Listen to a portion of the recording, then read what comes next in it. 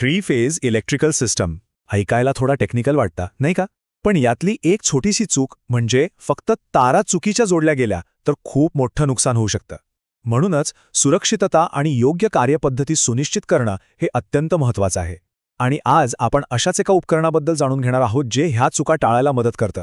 त्याचं नाव आहे phase sequence metre.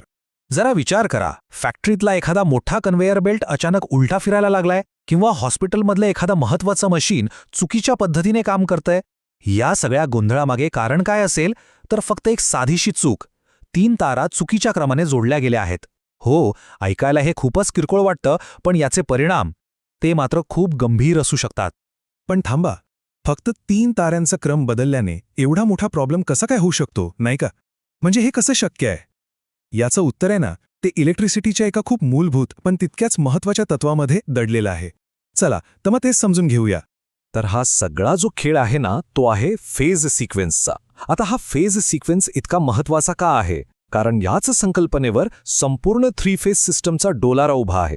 आणि ह्यामुळेच सगळी उपकरणं अगदी बरोबर दिशेने चालतात. हे बघा, इथे 3 वेव्हफॉर्म्स आहेत, आर, वाय आणि बी.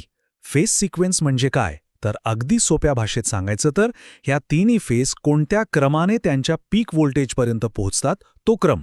आणि हा क्रम इतका महत्त्वाचा का? कारण याच क्रमावर ठरतं की मोटरमधलं जे फिरणारं चुंबकीय क्षेत्र आहे म्हणजे रोटेटिंग मॅग्नेटिक फील्ड ते कोणत्या दिशेने फिरेल. जर क्रम चुकला तर मोटर उलटी फिरेल.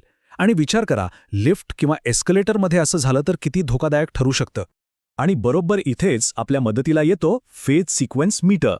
हे एक असं भारी उपकरण आहे जे आपल्याला तारा जोडण्याआधीच त्यांचा योग्य क्रम म्हणजे तो RYB आहे की नाही हे ओळखायला मदत करतं. आणि सगळ्यात महत्त्वाचं म्हणजे होणारे मोठे धोके टाळतं. बरं, मग आता ही मीटर नक्की काय आहे आणि त्याचे प्रकार कोणते आहेत? चला, आपल्या कामासाठी योग्य साधन कोणतं ते पाहूया. साधारणपणे फेज सिक्वेन्स मीटरचे 2 मुख्य प्रकार पडतात.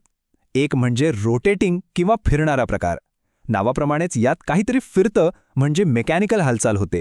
आणि दुसरा आहे स्टॅटिक किंवा स्थिर प्रकार, ज्यात काहीही हलणारे पार्ट्स नसतात. चला, आता दोन्ही प्रकार जरा खोलात जाऊन समजून घेऊ. सुरुवात करूया फिरणाऱ्या मीटर्सपासून, म्हणजेच यांत्रिक पद्धतीपासून. याचं काम कसं चालतं हे खूपच इंटरेस्टिंग आहे.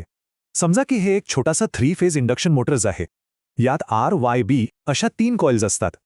जेव्हा याला 3 फेज सप्लाय मिळतो तेव्हा आतमध्ये एक फिरणारं चुंबकीय क्षेत्र तयार होतं.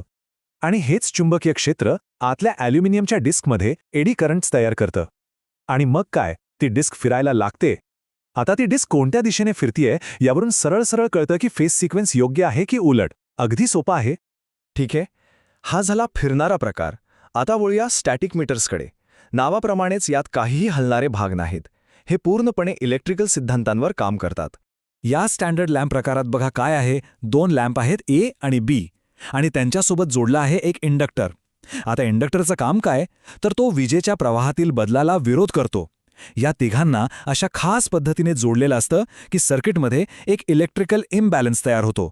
आणि हाच इम्बॅलन्स आपल्याला फेज सिक्वेन्स ओळखायला मदत करतो. तर मग या इम्बॅलन्समुळे होतं काय? गंमत बघा.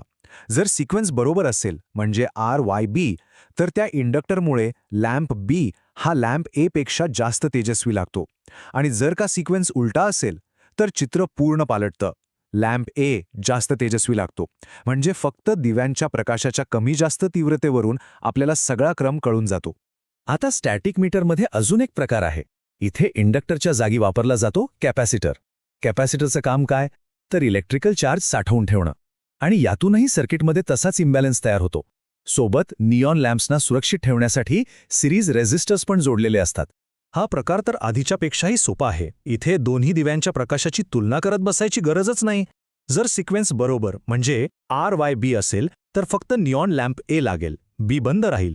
आणि जर सिक्वेन्स उलट असेल तर फक्त B लागेल आणि A बंद. अगदी स्पष्ट चालू किंवा बंद असं इंडिकेशन मिळतं. चला तर मग आत्तापर्यंत जे पाहिलं त्याची एक पटकन तुलना करूया म्हणजे सगळं व्यवस्थित लक्षात राहील. या टेबलमध्ये आपल्याला तिन्ही प्रकार एकाच ठिकाणी दिसतात. बघा, रोटेटिंग प्रकारात डिस्कची दिशा आपल्याला सिक्वेन्स सांगते. स्टँडर्ड लॅम्पमध्ये दिव्यांचा कमी जास्त प्रकाश क्रम ठरवतो. आणि निऑन लॅम्पमध्ये तर अजूनच सोपं, कोणता एक दिवा लागला आहे यावरून सगळं स्पष्ट होतं. म्हणजे बघा, प्रत्येक प्रकारची पद्धत वेगळी आहे, पण सगळ्यांचा उद्देश एकच आहे: योग्य फेस सिक्वेन्स ओळखणं. म्हणजे थोडक्यात सांगायचं तर सिक्वेन्स ओळखण्याचे हे दोनच मुख्य मार्ग आहेत. एकतर व्होल्टेज वापरून प्रत्यक्ष हालचाल घडून आणायची म्हणजे मेकॅनिकल पद्धत, किंवा मग इंडक्टर, कॅपॅसिटरसारखे घटक वापरून एक मोजता येईल असा इलेक्ट्रिकल इम्बॅलन्स तयार करायचा, जी झाली स्टॅटिक पद्धत. आणि हे सगळं आपल्याला एका मोठ्या आणि रंजक प्रश्नाकडे घेऊन जातं. ज्याप्रमाणे इथे आपण एका इम्बॅलन्सचा म्हणजे असंतुलनाचा उपयोग करून एक क्रम ओळखला आणि सुव्यवस्था आणली, त्याचप्रमाणे इतर क्लिष्ट सिस्टम्समध्ये सुरक्षितता आणि सुव्यवस्था आणण्यासाठी अशा प्रकारच्या नियोजित असंतुलनाचा वापर आणखी कुठे आणि कसा बरं करता येईल, हा एक विचार करण्यासारखा मुद्दा आहे, नाही का?